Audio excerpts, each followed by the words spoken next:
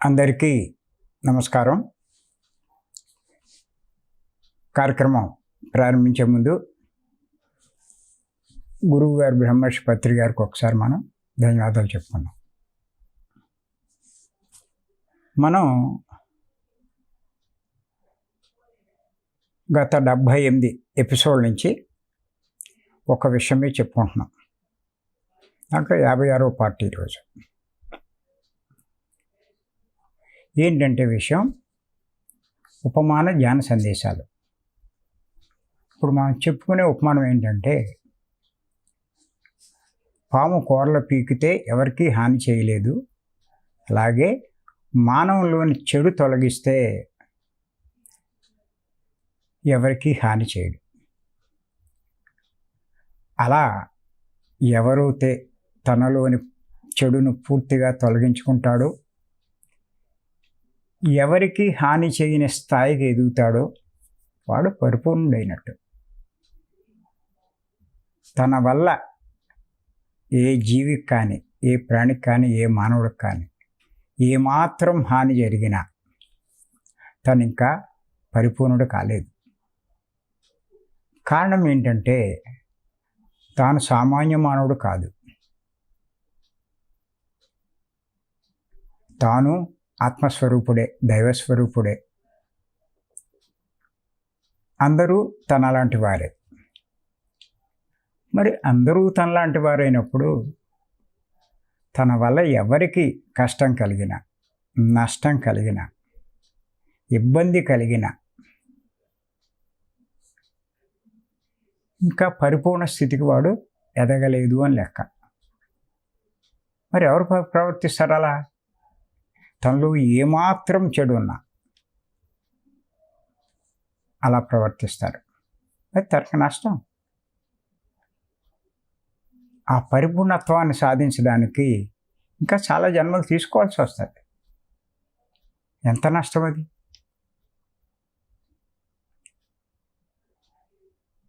అంచేత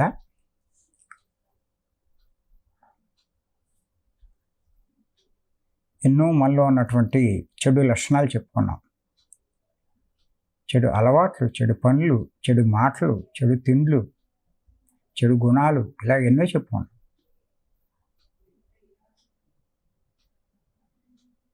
అంచేత ఏంటంటే మొన్నటిదాకా అజ్ఞానం గురించి చెప్పుకున్నాం. ఇవాళ ఇంకొక విషయం మీద చెప్పుకున్నాం. ఇంకో చెడు, మనలో ఉన్న చెడు లక్షణం ఏంటంటే తనకు ఇవ్వబడిన వాటిని వృధా చేయడం, దుర్వినియోగం చేయడం. ఇదంతా చెడు లక్షణమే.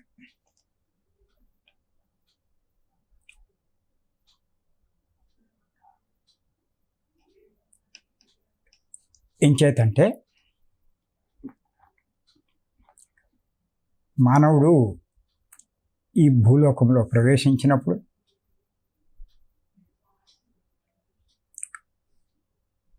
వాడికి ఎన్నో ఇవ్వబడ్డాయి. ఎందుకు ఇవ్వబడ్డాయి అంటే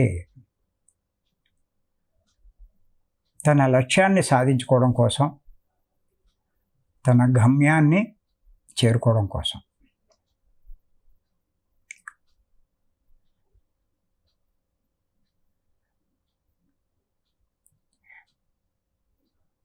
మీరు కనుక గమనిస్తే ఏమేమి ఇవ్వబడినాయి అంటే ఆర్థిక స్థితి కూడా ఇవ్వబడింది.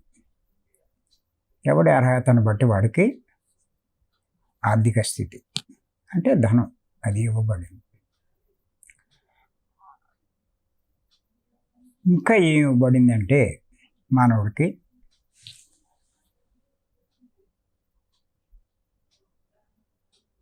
సమయం ఇవ్వబడింది, వాక్కు ఇవ్వబడింది,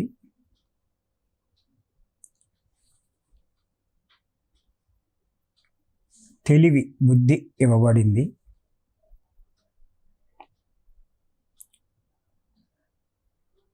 అనేక శక్తులు ఇవ్వబడ్డాయి.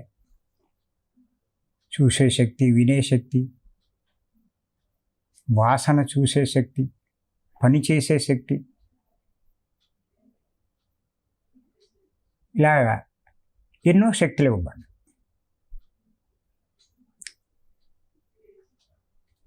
ఎందుకు ఇవ్వబడినాయి? ఆత్మైన తాను సాధించవలసిన లక్ష్యం సాధించడానికి.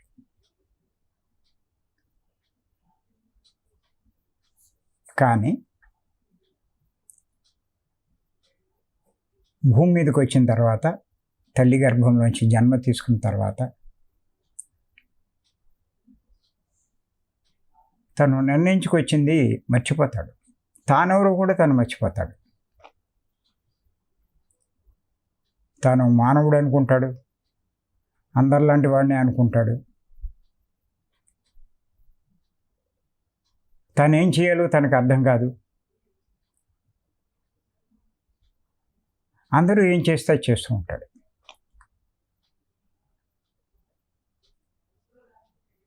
ఇక్కడ ఏంటి అంటే, ఏ మానవుడైనా సరే తనకివ్వబడిన వాటిని 3 రకాలుగా ఉపయోగిస్తూ ఉంటాడు. అందరూ ఒక రకంగా ఉండరు, ఒకడు ఒక రకంగా ఉంటాడు.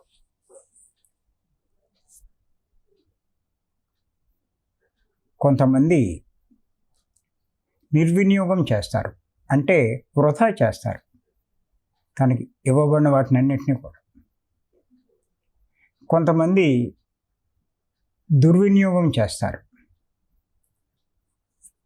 ఇవ్వబడిన వాటిని ఇతరులకి నష్టం కలిగించే పనులు చేస్తారు. ఇంకా కొంతమంది తెలివైన వాళ్ళు సద్వినియోగం చేస్తారు, తనకు లాభం కలిగించే పనులు చేస్తారు. అది ధనమైనా కావచ్చు, సమయమైనా కావచ్చు,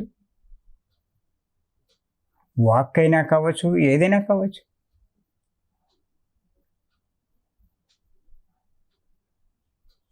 మీరు చూడండి,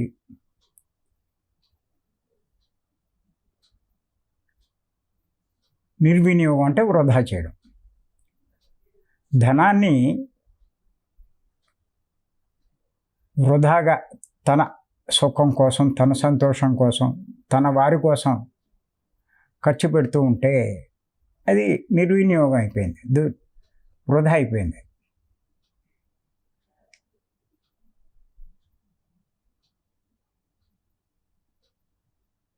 అదే ఆ సమయాన్ని ఊరికే ఆ టీవీలు చూస్తూ, ఆ సినిమాలు చూస్తూ, సరదాగా కాలక్షేపం చేస్తూ, పార్టీలు అంటూ, ఫంక్షన్స్ అంటూ ఇలా గడిపేస్తూ ఉంటే వృధా అయిపోయినట్టేగా.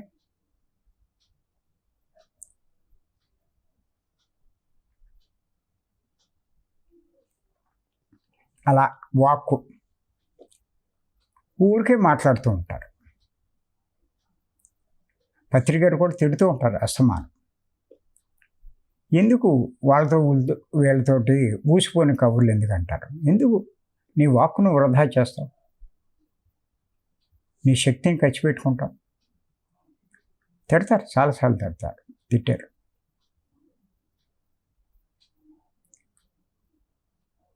అలా వాక్కే కాదు, ఆ సినిమాలు చూస్తూ కంటిని, అక్కలేని అన్నీ వింటూ చెవుల్ని, ఇలా అన్నిటినీ నిర్వినియోగం. అలాగే కొంతమంది ఏం చేస్తారంటే దుర్వినియోగం కూడా చేస్తారు తమకు ఇవ్వబడింది.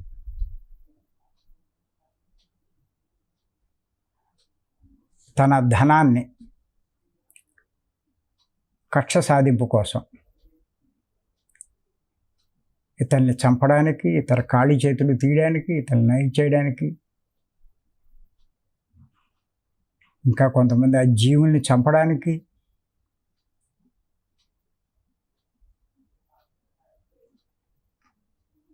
వీటికి ఉపయోగిస్తూ ఉంటారు. డబ్బుని ఎలా ఖర్చు పెడతారు? డబ్బు సంపాదించింది దేనికి?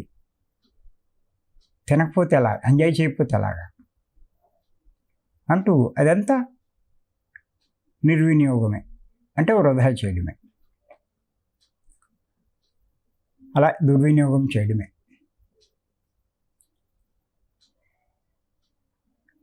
కానీ చాలా కొద్ది మంది మాత్రమే సద్వినియోగం చేస్తారు.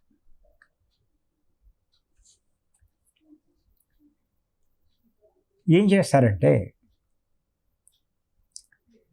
తమకున్న వనరులన్నిటినీ, ఆ ధనాన్ని అవనివ్వండి,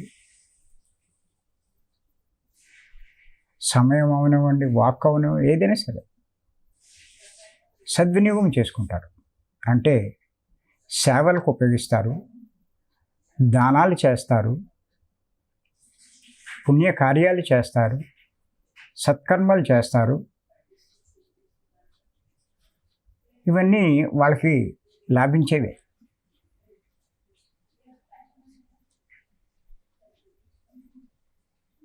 కానీ ఇలా సద్వినియోగం చేయకుండా నిర్వినియోగం చేసిన, దుర్వినియోగం చేసిన అది చెడు లక్షణమే, మానవుల్లో ఉన్న చెడు లక్షణం. మీరు కొంచెం గుర్తుపెట్టుకోండి. ఇప్పటిదాకా మనం చెప్పుకున్నాం నిర్వినియోగం, దుర్వినియోగం, అలాగే సద్వినియోగం. ఇప్పుడు మనం చెప్పుకున్నవన్నీ కూడా ఇక్కడ మానవుల్లో మనం 2 రకాలుగా విభజించుకోవచ్చు. కారణం ఏంటంటే యోగి అయిన వాడికి, యోగి కాని వాడికి చాలా తేడా ఉంటుంది. యోగి అంటే ధ్యానం చేసేవాడు, యోగి కానివాడు అంటే ధ్యానం చేయనివాడు. ఇప్పుడు ధ్యానం చెయ్యని వాడి గురించి చెప్పుకున్నాను ఇప్పుడు ఇవన్నీ నేను. కానీ ధ్యానం చేసే యోగి వాడికి ఒక అవగాహన ఉంటుంది, కొంత జ్ఞానం ఉంటుంది. ఏముంటుంది అంటే దేహం నేను కాదు, నేను ఆత్మ అన్న అవగాహన ఉంటుంది. అంచేత యోగి కానివాడు దేహానికి ప్రాముఖ్యం ఇస్తాడు, దేహ సంబంధమైన పనులే చేస్తాడు. కానీ యోగి అయినవాడు అంటే ధ్యానం చేసేవాడు. అందరికీ ఇవ్వబడ్డాయి, నేను డబ్బు ఇవ్వబడింది, సమయం ఇవ్వబడింది, యోగి కాని వాడికి ఇవ్వబడింది, యోగి అయిన వాడికి ఇవ్వబడింది. వీడి మటుకు ఏం చేస్తాడంటే, ఇందులో కూడా ఉన్నారు, వీళ్ళలో కూడా ఇవ్వబడిన వాటిని నిర్వినియోగం అంటే వృధా చేసేవాళ్ళు ఉన్నారు. ఇందులోకి వచ్చి కూడా ఆ ధ్యానంలోకి వచ్చి వృధా చేసేవాళ్ళు, అలాగే దుర్వినియోగం చేసేవాళ్ళు కూడా ఉన్నారు. ఇందులోకి రాకపోతే వేరే సంగతి, వచ్చి చేసేవాళ్ళు ఉన్నారు. కానీ అతి కొద్ది మందే సద్వినియోగం చేసుకుంటారు.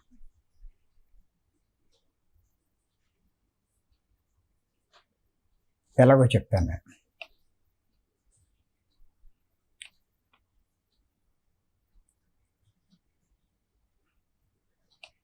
ఈ మార్గంలోకి వచ్చి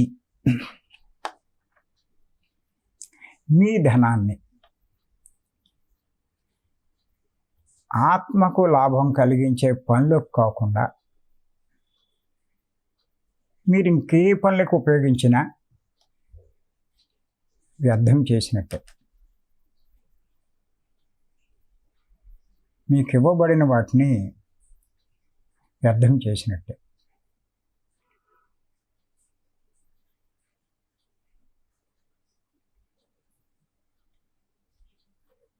ఇందులోకి వచ్చి కూడా కొంతమంది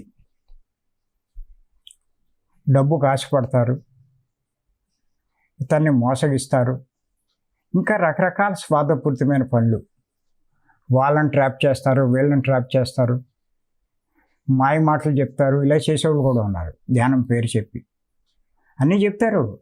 నువ్వు ఆత్మ అంటారు, నేను ఆత్మ అంటారు, నువ్వు నేను గత జన్మల్లో భార్యాభర్తలు అంటాడు. ఇలా రకరకాల కవులు చెప్తాడు, మాయ చేస్తాడు. ఇందులోకి వచ్చి కూడా తనకి ఇవ్వబడిన వాటిని దుర్వినియోగం చేస్తున్నాడు వాడు. అలా ఎంతోమందిని మోసగించే వాళ్ళు ఉన్నారు.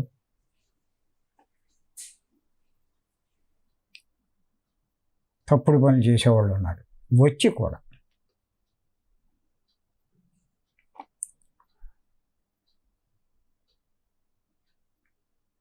కానీ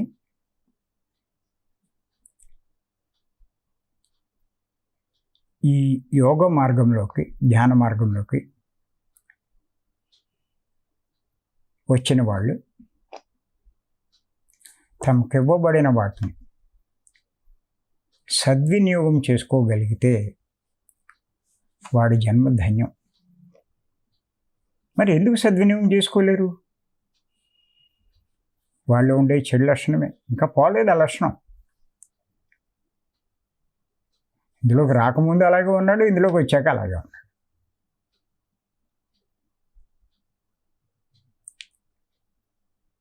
ఎంత నష్టపెట్టుకుంటున్నాడు.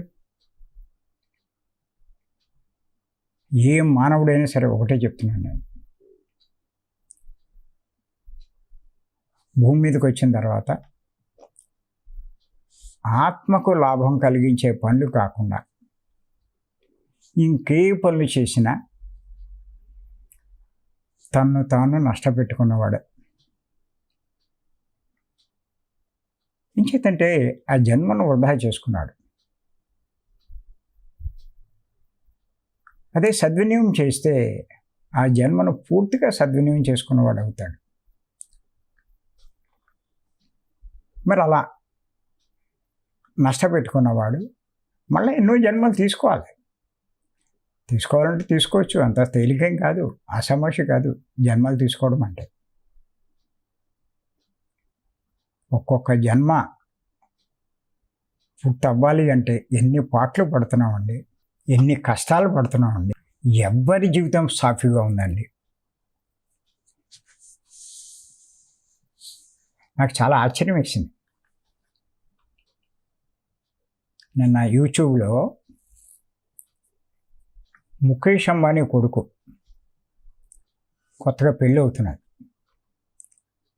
ఆయన మాట్లాడాడు, డబ్బు ఎన్ని కోట్లున్నా ఆ సుఖము శాంతి ఉండదు, ఆ శాంతి అది ఉంటేనే అసలైన జీవితం అని చెప్పి అన్నాడు. నాకు మా అమ్మ నాన్న గైడెన్స్ వల్ల నేను ఈ రకంగా ఉన్నాను అని చెప్పి వాడు అలా మాట్లాడుతూ ఉంటే ముఖేష్ అంబానీ కళ్ళమ్మటి నీళ్లు కార్చేశాడు. మనం చూస్తే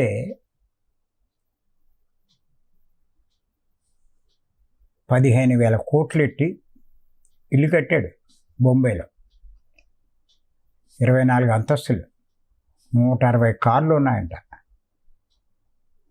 ఇంట్లో 600 మంది పనిచేసేవాళ్ళు అంట. నెలకి 78 లక్షలు బిల్లు కడతారంట, కరెంటు బిల్లు. ఇలా చూస్తే ఆశ్చర్యం వేస్తుంది ఆ లివింగ్ అంతా. అలాంటి వాడు కూడా అలాంటి కుటుంబంలో ఉండి ఎంత హ్యాపీగా ఉండాలి అంత డబ్బు ఉంటే. వాడు నోటంటే ఈ మాటలు వచ్చింది.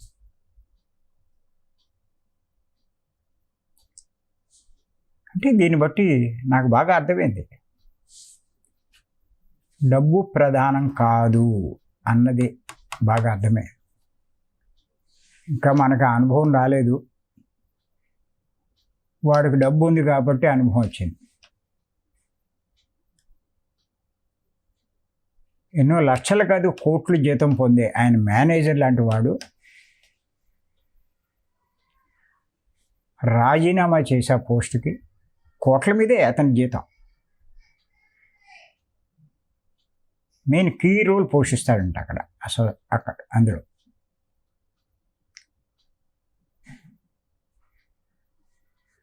ఒక ఆధ్యాత్మిక మార్గంలో ప్రవేశించాడు ఆయన.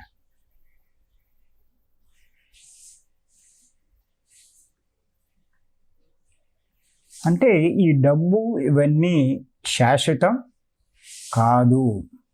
వీటి వల్ల మనం కోరుకునే ఆనందం కానీ సుఖం కానీ ఏమీ పొందలేము. అర్థం చేసుకోవాలి.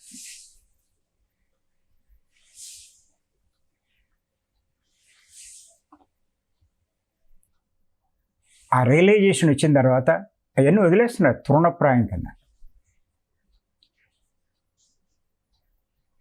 రమణ మహర్షి డబ్బు వెనకాల పడలా, జ్ఞానం వెనకాల పడ్డాడు. వివేకానందుడు డబ్బు వెనకాల పడలా, జ్ఞానం వెనకాల పడ్డాడు. అలా యోగులంతా జ్ఞానం వెనకాల పడ్డారు. నేను కూడా పత్రి గారు పరిచయం అయ్యేదాకా 53 సంవత్సరాలు మంచి సంపద ఉంది.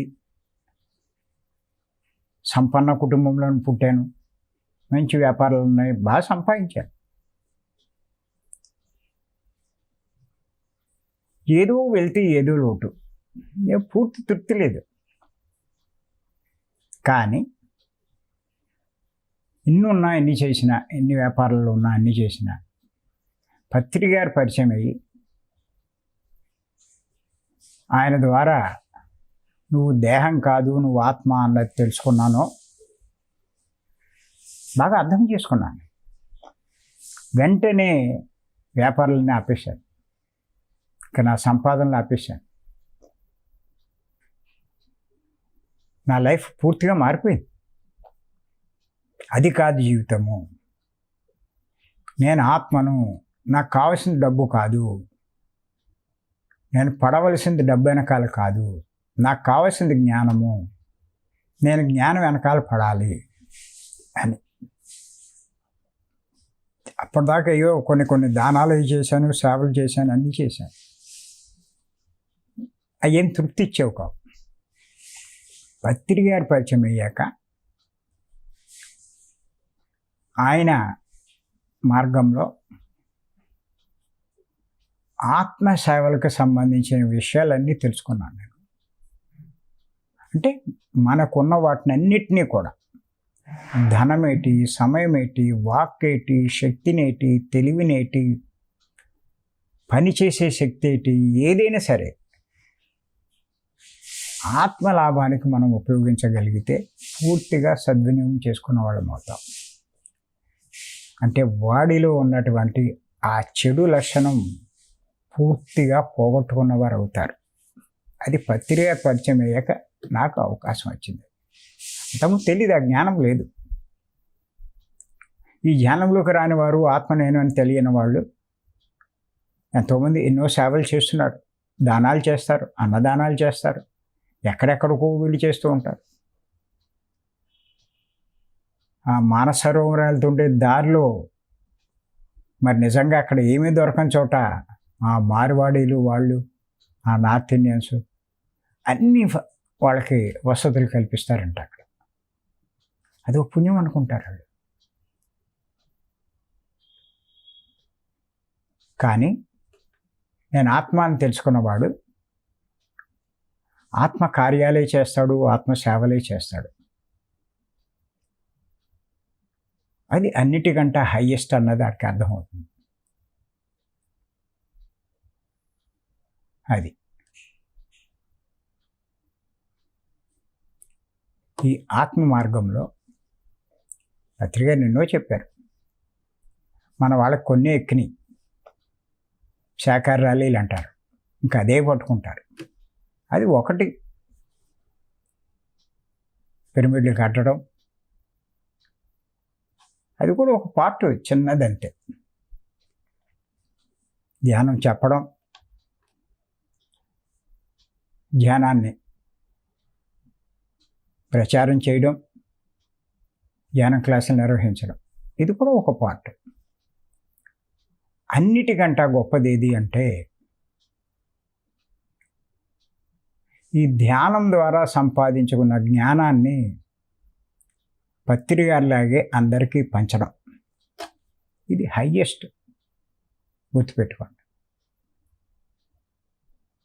ఎవరైనా సరే ఈ మార్గంలోకి వచ్చిన వాళ్ళు మెల్లిమెల్లిగా ఈ స్థాయికి రావాలి.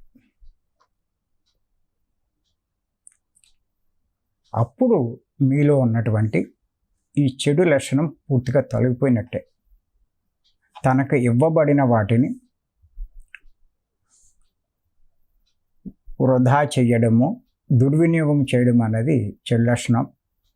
మీరు వృధా చెయ్యకపోయినట్లయినా, దుర్వినియోగం చెయ్యకపోయినా మీలో ఆ చెడు లక్షణం పోయినట్టే. చాలా అదృష్టవంతులు. ఇప్పుడు నా లెక్క ప్రకారం మీ అందరిలో చాలామంది ఉన్నారు అలాంటి వాళ్ళు. మనం ఎదిగితే మన దాంట్లోనే కనిపిస్తారు. ఈ భీమవరం వచ్చేవాళ్ళు కానీ, ఈ జూమ్లో పాల్గొనేవాళ్ళు, భీమవరం వచ్చేవాళ్ళ కంటే కూడా జూమ్లో పాల్గొనేవాళ్ళు కొంచెం హయ్యర్ స్టేజ్లో ఉన్నట్లు లెక్క. నేను ఖచ్చితంగా చెప్తాను. ఈ జూమ్ని ఫాలో అయ్యేవాళ్ళు, ఎందుకంటే పెర్ఫెక్ట్ జ్ఞానం మీకు ఇక్కడ దొరుకుతుంది. మనం ఏం చేయాలి, ఏం చేయకూడదు, మన లోపాలు ఏంటి, వీటిని సరి చేసుకోవాలి, ఏది పెర్ఫెక్ట్, ఇవన్నీ ఇక్కడ చాలా కరెక్ట్గా మీకు దొరుకుతాయి. అమ్మ నుంచి కానీ, నా నుంచి కానీ. దాన్ని అనుసరించగలిగితే ఇంకా మీ జన్మే ధన్యం. జన్మ ధన్యమే, మీకు తిరుగులేదు. మీరు ఖచ్చితంగా శరీరం వదిలేక ప్రతి ఒక్కళ్ళు కూడా జనాలోకం దాటుతారు, ఊర్ధ్వలోకాలకు చేరుకుంటారు. ఇక్కడ మీకు ఎలా సరైన గైడెన్స్ దొరుకుతుందో పత్రి గారి వల్ల, మా వల్ల, పైలోకాలకు వెళ్ళినా కూడా ఖచ్చితంగా ఆ స్థాయిలో ఉన్నవాళ్ళు, ఇంకా పై వాళ్ళ యొక్క గైడెన్స్ మీకు లభిస్తుంది. ఇక్కడ మీరు చేసుకోండి. అందువల్ల ఏమవుతుందంటే చాలా తక్కువ జన్మల్లో మన లక్ష్యాన్ని పూర్తి చేసుకుంటాం. అందుకే నేను అంటూ ఉంటాను, మీరందరూ చివరి జన్మలోకి వచ్చిన వాళ్ళు అంటున్నాను.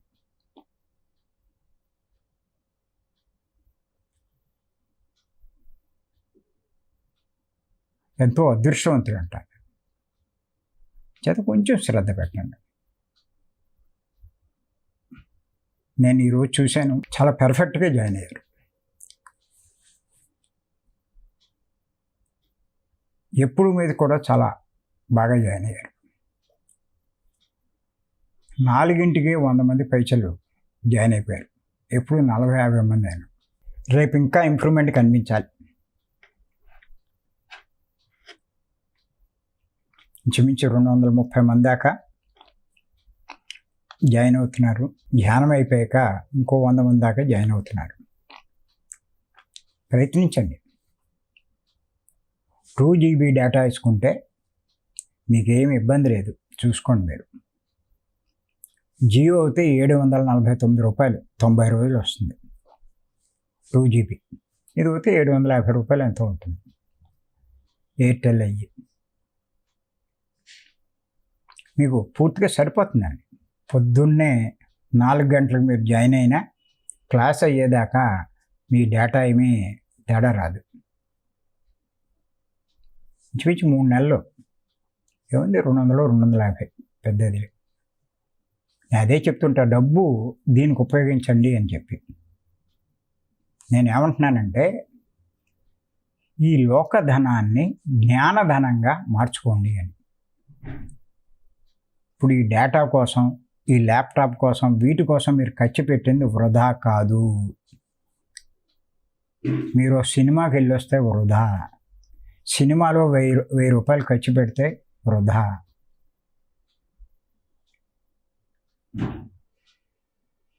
అవసరం లేనివి కొంటూ ఉంటే వృధా. చేత దీనికి సంబంధించినవి ఏ పని చేసినా, ఏం ఖర్చు పెట్టినా అవి వృధా కాదు. భీమవరం క్లాస్కి వస్తున్నారు, ఆ డబ్బు మీకేం వృధా కాదు, సద్వినియోగం చేసినట్టు. మీకు ఇవ్వబడిన ధనాన్ని మీరు సద్వినియోగం చేశారు. పుస్తకాలు కొన్నారు, అది వృధా కాదు. పోలే ఎవరికో పుస్తకాలు పంచిపెట్టారు, అది వృధా కాదు. క్లాసులు చెప్పడానికి వెళ్ళారు, అక్కడ ధనం ఖర్చు పెట్టారు. ధనం ఖర్చు పెట్టకుండా ఆ ఊరు వెళ్ళలేము, అవన్నీ చేయలేం. అంటే మీ ధనాన్ని ఈ జ్ఞానం పెంచుకోవడానికి ఉపయోగించారు కాబట్టి అది జ్ఞానధనంగా మీరు మార్చుకున్నట్టు. ఎవడి పరిధిలో వాళ్ళు చేయొచ్చు, తప్పేం కాదు. అది చేత ఇవన్నీ మీరు ఆచరిస్తున్నప్పుడు మీలో ఉన్న ఈ చెడు లక్షణం కూడా పోయినట్టే. పత్రిక పరిచయం దాకా లక్షణం ఉంది నా దగ్గర. పరిచయం అయ్యాక మెల్లిమెల్లిగా ఈ చెడు పోయింది. నాకు ఇవ్వబడిన వాటిని వృధా చెయ్యట్లేదు, దుర్వినియోగం అసలే చేయట్లేదు. అది మా ఇద్దరి పని. అది చేత మనం ఇంకా ఇంకా ఇంప్రూవ్ అవుదాం. ఉన్న చోటే ఉండం కాదు, చేసే పనిలో మార్పు. నిన్నటికి వాళ్ళకి మార్పు. ఎంత ఇంప్రూవ్ అయ్యాం, ఎంత మార్పు తెచ్చుకున్నాం, అలా కొంచెం ఆలోచించండి అంతే, ఇంకంతగానే ఏమి లేదు. మరి ఈ అవకాశం ఇచ్చి మీ అందరికీ నేను మరొక్కసారి ధన్యవాదాలు చెప్తున్నాను. Thank you.